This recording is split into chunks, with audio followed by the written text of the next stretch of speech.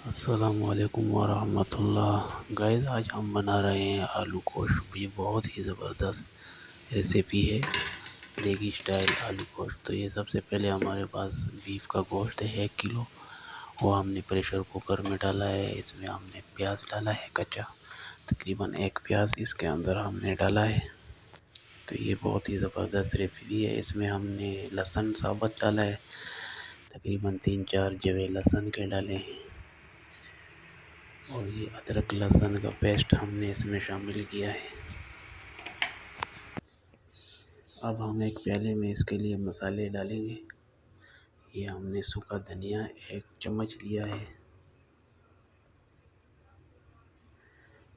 1 चम्मच लाल मिर्च लिया है,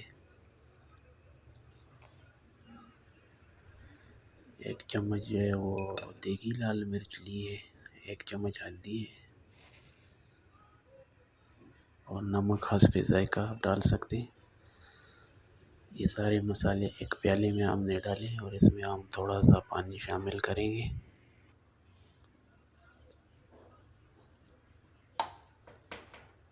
और इसको अच्छी तरह से मिक्स करके गोश्त के अंदर शामिल करेंगे। तेल हम इसमें बाद में डालेंगे और टमाटर भी हम बाद में इसमें ग्राइंड करके डालेंगे। और अब इसको हमने थोड़ा सा पानी डाल के प्रेशर लगाना है कोई 15 मिनट के लिए, ताकि गोश्त जो है वो हमारा ज़्यादा नहीं गले। बाद में हमने इसकी बुनाई करनी है। तो यह हम इसको प्रेशर लगा रहे हैं तकरीबन कोई 15 मिनट के लिए। बाद में हमने इसमें आलू और बाकी चीज़ें डाल के इसकी शोरवा लगाना है।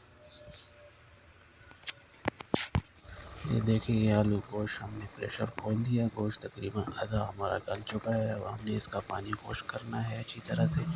ये हमने टमाटर अलग से ग्राइंड किए हुए हैं, 2-3 टमाटर हैं हमारे पास।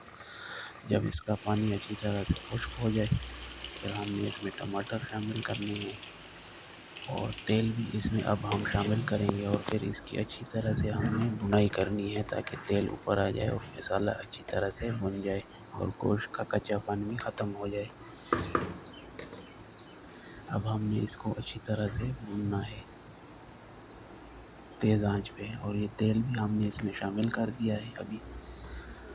और इसको अब अच्छी तरह से हमने इसकी भुनाई करनी है। ये बहुत ही मज़ेदार गोश्त बनेगा। इसको ज़रूर ट्राई करें और चैनल को लाइक और सब्सक्राइब करना ना भूलें।